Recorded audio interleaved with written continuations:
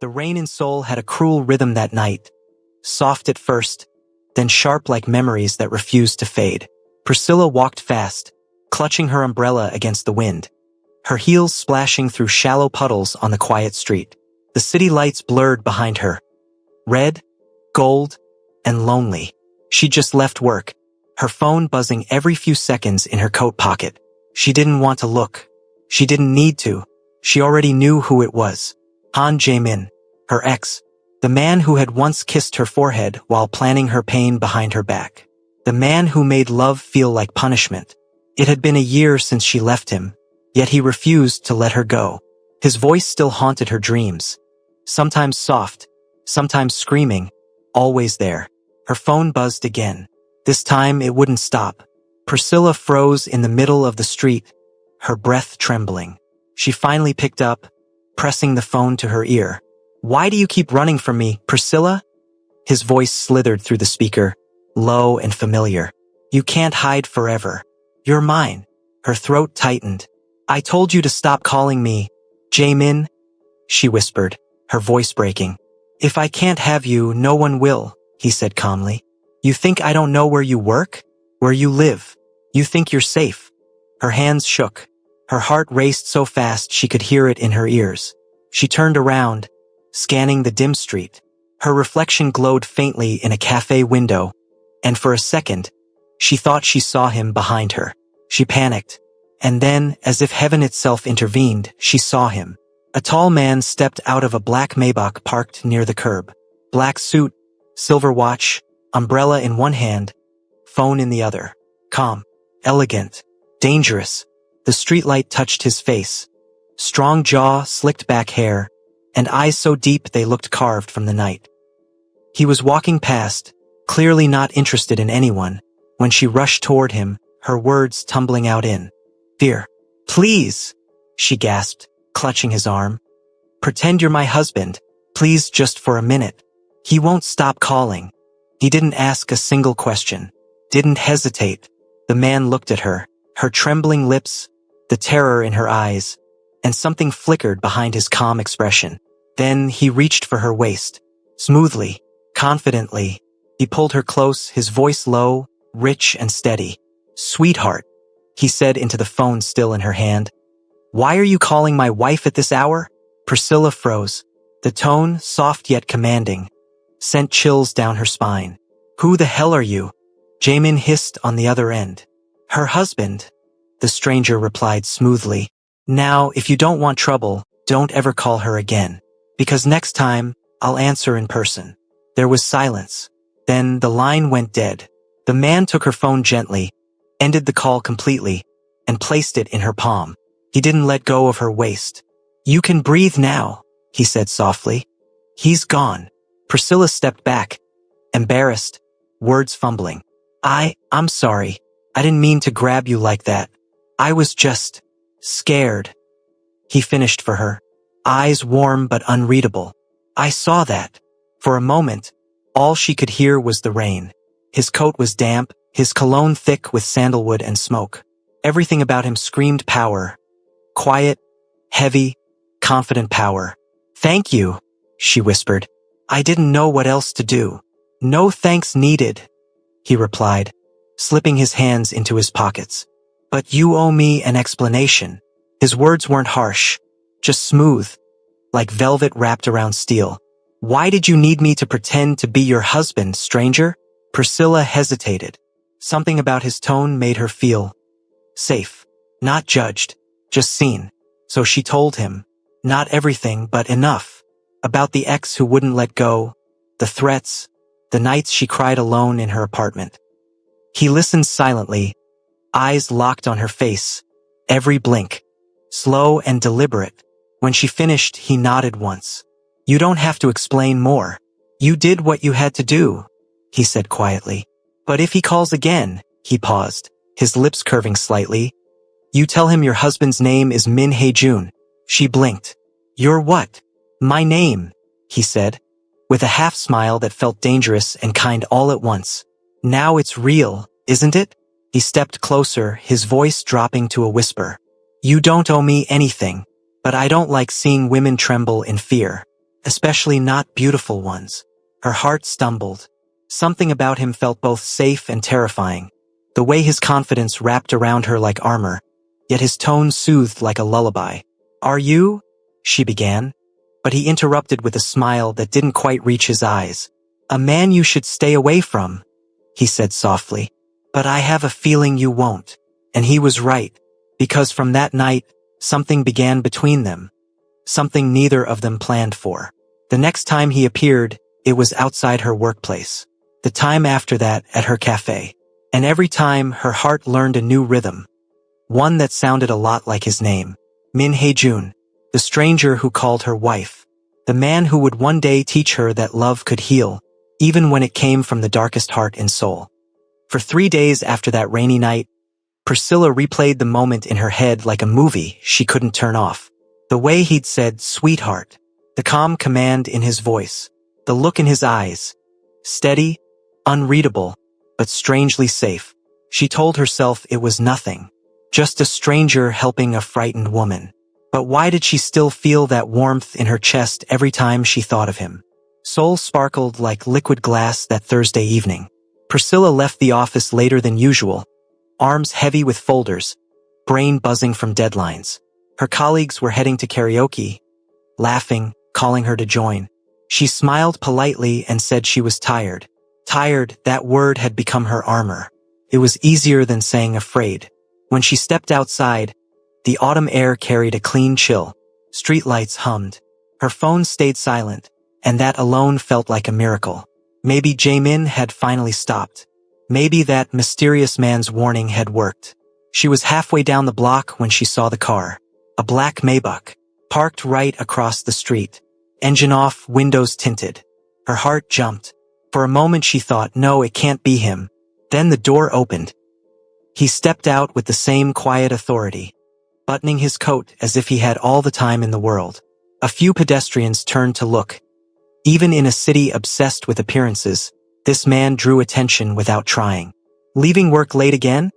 His voice came, deep and smooth, perfectly calm. Priscilla's breath caught. You remembered me?" He gave a small smile, almost teasing. "Hard to forget the woman who called me her husband." Heat flooded her cheeks. "I'm sorry about that night. Don't apologize," he said, crossing the street. "You needed help. I offered it. Simple." But there was nothing simple about the way he looked at her. Steady, protective, as if he was quietly scanning the world for threats. When he stopped in front of her, the city noise dimmed. "Did he call again?" he asked. She shook her head. "No, not once." "Good." He nodded slowly. "That means he listened." He sounded satisfied, almost relieved. Then softer. "You shouldn't walk home alone." "I'm used to it." "Doesn't mean you should." His gaze flicked to the folder she carried. "Let me drop you off." She hesitated. Every rule she'd built for herself, no men, no risk, no new connections, flashed like warning signs. Yet, somehow, standing before him didn't feel like danger. Felt like stillness after a storm. "All right," she said quietly. Inside the car, silence settled between them, comfortable and strange. The leather smelled expensive, faintly mixed with cedar. The city lights streaked across his face as they drove, illuminating his sharp features. The faint line of the serpent tattoo curling against his neck, the reflection of soul in his dark eyes. He spoke first. "So, Priscilla Monroe from New York." She blinked. How do you know my name?" He smiled, not boastful, just honest. "I have ways of finding things out. I wanted to be sure you were safe." "Are you always this protective of strangers?" "Only the interesting ones." Her pulse stuttered. "You don't even know me." He looked ahead, one hand resting on the steering wheel. "I know fear when I see it, and I know strength when it fights to hide behind fear. You have both." The words landed softly, like a hand on her shoulder. No one had ever described her that way. When they reached her apartment building, he stepped out first, opened her door, and held out an umbrella before the drizzle could touch her. "Stay near people. And if he calls again, you tell me," he said. She frowned. "Why would you care?" He met her eyes. "Because I said I was your husband once. I take my words seriously." Then he turned, walked back to his car, and disappeared into the Seoul night, leaving her staring after the red taillights until they were gone. 2 weeks passed. No calls from Jaemin. No sign of the mysterious man. Priscilla began sleeping better. Work improved. She even laughed more with So-yeon, her lively colleague who teased her endlessly about the handsome stranger. It was Friday night when her phone finally rang again. She froze, expecting the old terror to return, but it wasn't Jaemin's number. It was an unknown one. "Hello?" she said carefully. "You sound better," a deep voice replied. Her heart skipped. "Hey June, you remember my voice?" he said, amusement lacing his tone. "Good. I was beginning to think I'd scared you off. What do you want?" she asked, though her voice softened without meaning to. "Dinner," he said simply. "You owe me an explanation, remember? I told you everything that night." "Not everything," he said. "I want to know the part that made you swear off love." Silence. Then she whispered, "That's not an easy story." "Then I'll listen slowly." Something in the gentleness of those words disarmed her. Against her better judgment, she agreed. The restaurant he chose sat on the top floor of a hotel overlooking the Han River. Candlelight, soft jazz, panoramic windows, the kind of place where time itself seemed to move slower. When she arrived, he was already there, standing to greet her. He looked devastating in a dark suit, his tattoo just visible above his collar. "You look lovely," he said, pulling her chair out for her. "And you look dangerous," she replied before she could stop herself. He chuckled quietly. "Some people pay me to look that way." Dinner began lightly, food, travel, work. Then his tone shifted. "Tell me about him," he said. Priscilla stared at the river's reflection. "He was charming, kind, until he wasn't. He told me I'd never find anyone better, and after a while, I believed him. I stayed too long. When I finally left, I wasn't sure who I was anymore." He listened without interruption, eyes steady, expression unreadable. When she finished, he reached across the table, not touching her hand but close enough for her to feel his warmth. "Pain doesn't erase your worth," he said. "It just hides it until someone reminds you." The words were simple, but they broke something open inside her. For the first time in a long while, she felt seen, really seen. As the night ended, he insisted on driving her home again. They stopped by the river, city lights rippling over the water. He stepped out, leaning against the car, looking at the skyline. She joined him, curiosity rising. "What do you actually do, Hae-jun?" He glanced at her, that small, knowing smile returning. "Investments, real estate, a little of everything." "Legal?" she teased. He tilted his head. "Mostly." She laughed, thinking he was joking, but his eyes held a depth she couldn't read. "I keep my worlds separate, Priscilla," he said quietly. "You don't need to worry about what happens in the dark. You belong in the light." The wind caught her hair, brushing it across his hand. He gently tucked the strand behind her ear, his fingers lingering just long enough to make her heart stumble. "Get some rest," he murmured. "The world feels lighter when you sleep." He opened the car door for her again. By the time she turned to thank him, he was already walking away toward his Maybach, coat flowing behind him like a shadow that owned the night. That night, lying in bed, Priscilla stared at her ceiling, trying to slow her racing heart. Something about him both comforted and terrified her. He felt like safety wrapped in secrets, and somewhere, deep down, she knew, whatever world Min Hae-jun truly belonged to, it was already pulling her in. The rain poured heavily that night, tracing long silver lines down Priscilla's window. She had just gotten back from work, too tired to even cook. Her mind was a maze of mixed emotions. For weeks now, her life had been strangely peaceful, though her heart refused to stay calm. Every time she remembered Min Hae-jun's voice, that deep and confident tone, she would lose focus. He had a strange way of speaking, soft yet commanding, dangerous yet gentle. He had kept his word since that night on the street. The calls from her ex had completely stopped. She never saw him around her office again, and the fear that once gripped her slowly faded. But Hae-jun's presence in her life had become something she could no longer ignore. He texted her every morning. Not the kind of messages men send to flirt, but short, thoughtful ones. Did you sleep well? Don't skip breakfast. The weather will change today. Carry an umbrella. They sounded simple, but they carried weight. They made her feel safe again. Seen again. Sometimes, she would see his car parked at a distance when she left work late. She never asked why he was there. Maybe part of her already knew he was watching to make sure she reached home safe. That night, as thunder rolled over the city, she heard a knock at her door. Her heart leapt. Somehow, she didn't even need to ask who it was. She opened it quietly, and there he stood. Hae-jun was drenched in rain, hair slicked back, black coat clinging to his tall frame. Water dripped from his shoulders, but he looked as composed as ever. His neck tattoo peaked slightly above his collar, and the sight of it made her pulse race. He looked like sin wrapped in elegance. "You're soaked," she said softly. "You'll catch a cold." He smiled faintly, stepping inside without waiting for her to insist. "I've been through worse storms, Angel." That nickname again. Every time he said it, her chest fluttered. She closed the door behind him and brought him a towel. He didn't use it immediately. Instead, he watched her silently, his dark eyes following her every move. "Why do you always look at me like that?" she asked, trying to sound playful. "Because you don't know what you do to me," he said calmly, voice low and certain. Her heart skipped. No hesitation. No games. He meant what he said. "I was worried about you," he continued, finally drying his hands. "There's been movement near your building lately. Men I don't recognize." Her stomach tightened. "You think my ex?" "Maybe," he cut in, "but I'll find out. You don't need to be scared anymore."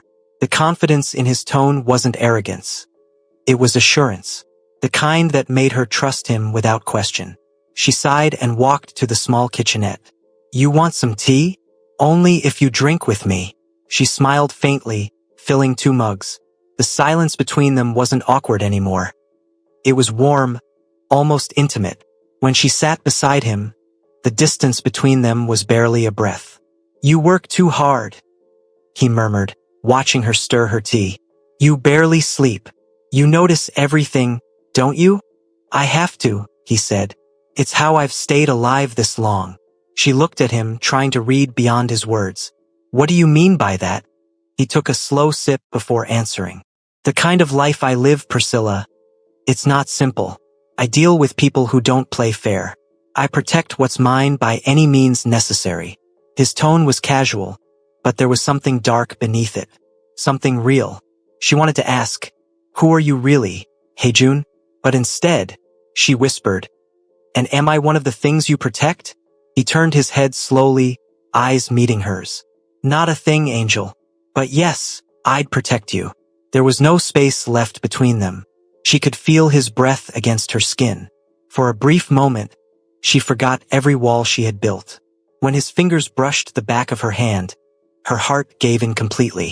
They sat like that for minutes, just staring, no words, no need to fill the silence.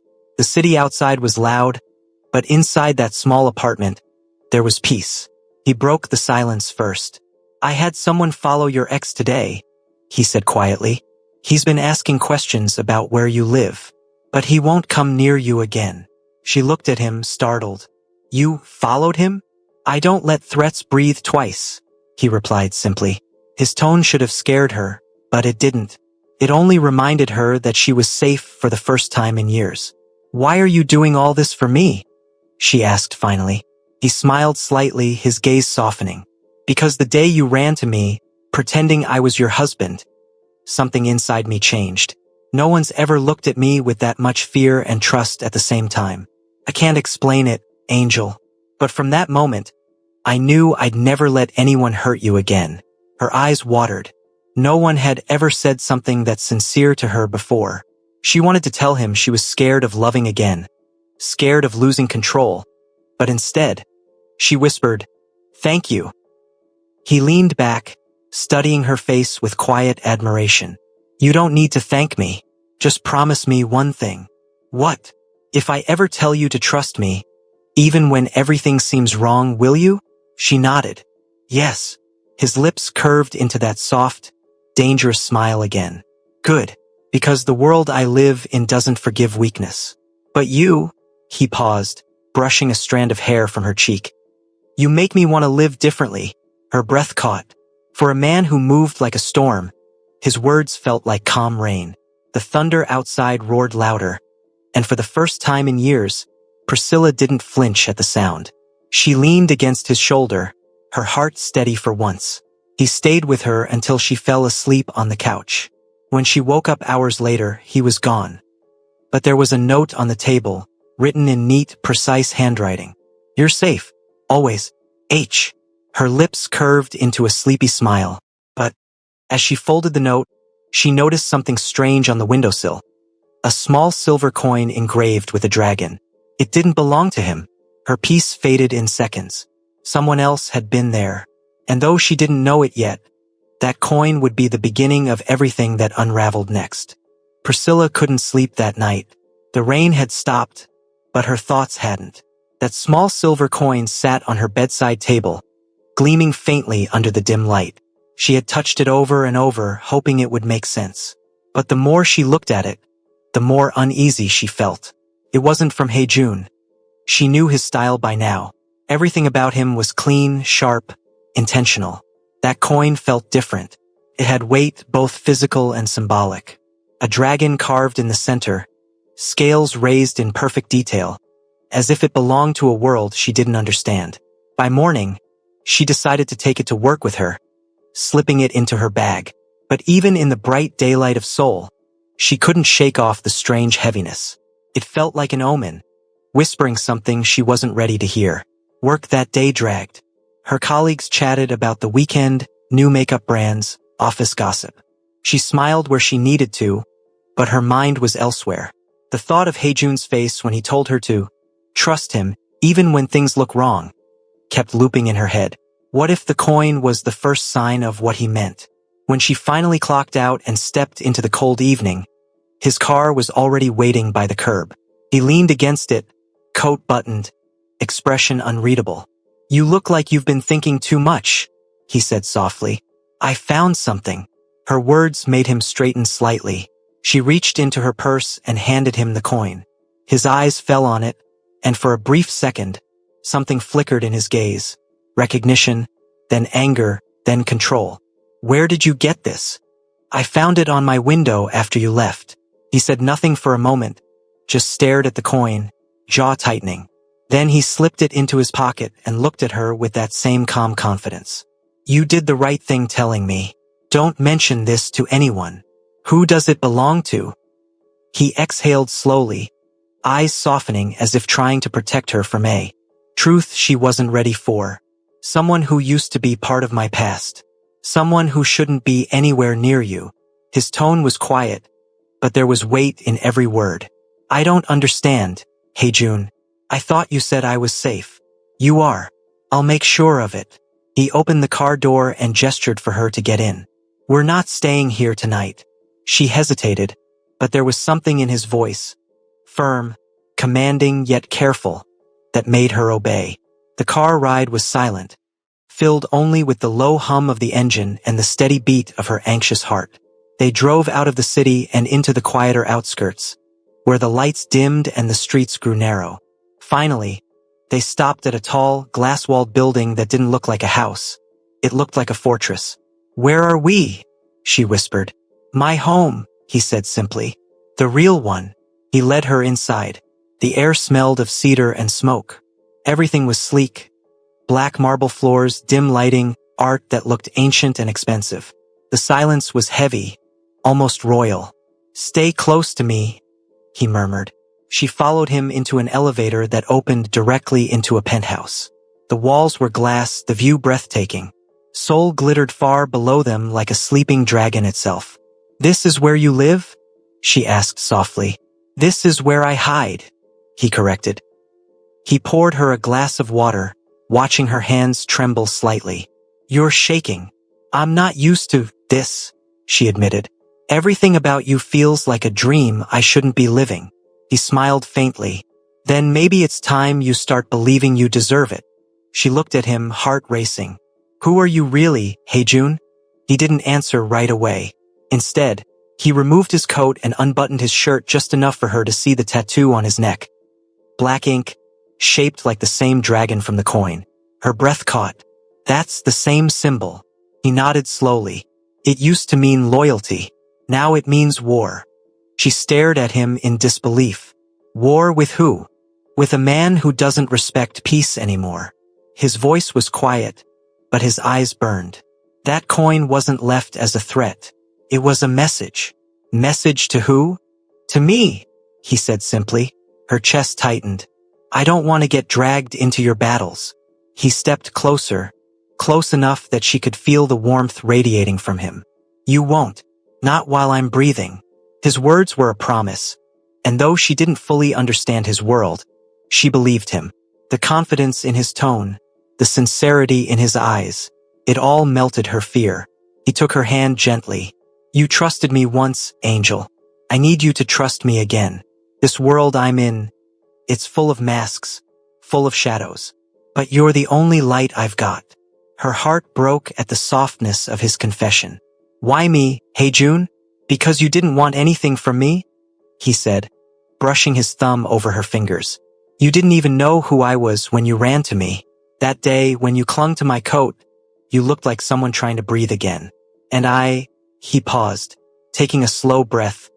I wanted to be the reason you could. Tears welled in her eyes. She had never felt so seen, so wanted without being used. He led her to the large balcony where the city lights danced below. From this height, he said softly, everything looks peaceful, but down there it's chaos. That's what I've lived my whole life. Chaos hidden under beauty. She looked up at him, the wind brushing against her hair. And where do I fit in that picture? You, he said quietly, are the peace I never thought I'd find. For a long time, they stood there in silence, the world beneath them glowing faintly. The dragon coin, the tattoo, the warnings. All of it faded for a brief, fragile moment. Then his phone buzzed in his pocket. He looked down at it, and his expression changed instantly. Go inside, Angel, he said, his voice suddenly cold. What's wrong? Please, he said, softly, eyes scanning the skyline. Just go. She obeyed, though her heart raced. Through the glass wall, she watched him take the call. His jaw clenched, and his whole body stiffened. He said nothing, just listened. When he finally ended the call, his face was unreadable. She waited for him to speak, but he only walked to her, kissed her forehead gently, and whispered, everything's fine. But she could see it in his eyes, it wasn't.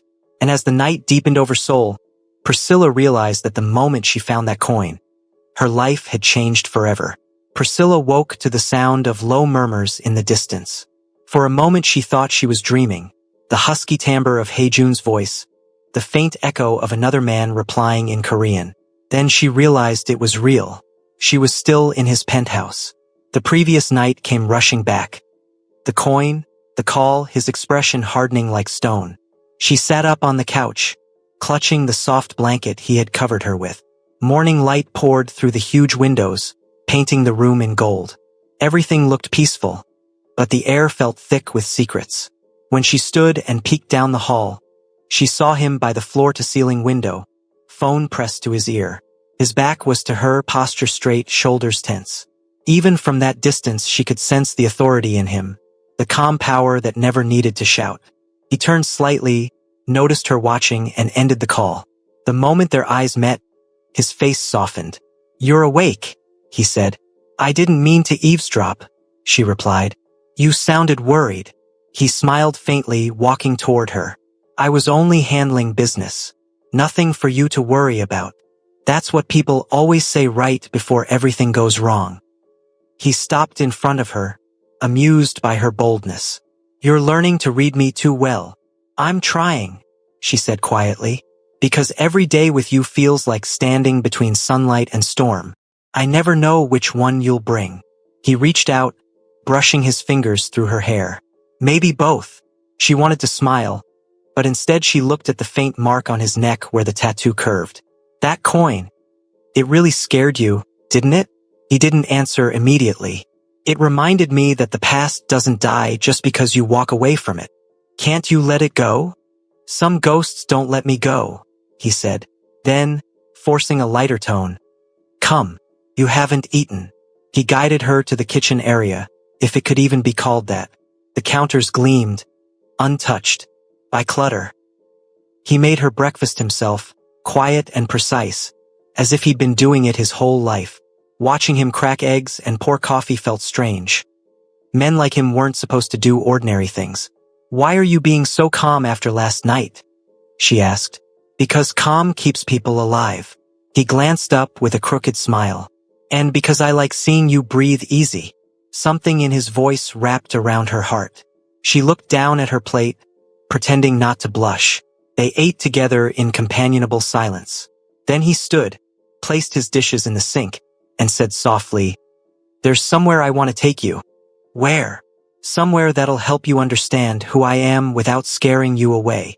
She followed him to the elevator. He carried them down past floor after floor until they reached an underground level she hadn't seen before. When the doors opened, she stepped into a space that looked nothing like the penthouse above. Dim lights, a long corridor lined with old photographs and calligraphy scrolls. What is this place? My father built it, he said quietly. Long before he died. This is where I learned discipline, loyalty, how to survive, and how to hide everything that hurts. He led her into a small chamber filled with swords, old coins, and documents framed behind glass. The dragon, he explained, pointing to one of the engravings, was his emblem. It meant protection, not war. But people twisted it after he was gone. That coin you found. It came from a man who betrayed him. She touched the glass, tracing the image. So whoever left it was reminding you of that betrayal. He nodded slowly. It's not the first warning, but it's the first time they've come this close to you. That changes everything. Maybe you should let me go, she whispered. If I stay, I'll be a target too. His hand came to her cheek. No, you're the only part of my life that isn't built on fear. If I lose that, I lose myself. The tenderness in his tone broke her resolve. She leaned into his touch, closing her eyes. Later, back upstairs, she walked to the balcony alone while he took another call. The city stretched beneath her, glittering under the pale afternoon sun. For the first time, she saw Seoul not as a place of strangers, but as the world where her heart was learning to beat again. When he joined her, his expression was unreadable. They're moving quickly, he said quietly. I need to leave town for a few days. Her chest tightened. You're leaving. I'll make sure someone stays near you. You won't even notice them. I don't want guards. I want you. He looked at her for a long time before answering. That's the first time you've said that. I mean it. He smiled, small and sincere. Then promise me you'll stay here while I'm gone. No wandering. No fear. She nodded, though part of her already dreaded the silence his absence would bring. That evening they didn't speak much. He sat beside her on the couch, reading something on his tablet while she rested her head on his shoulder. The quiet between them wasn't awkward anymore. It was heavy with things unspoken. When he finally stood to leave, she walked him to the door. Come back to me, she whispered. I will. He kissed her forehead lightly. And when I do, I'll tell you everything. She watched him disappear into the elevator, the echo of his promise lingering in the air.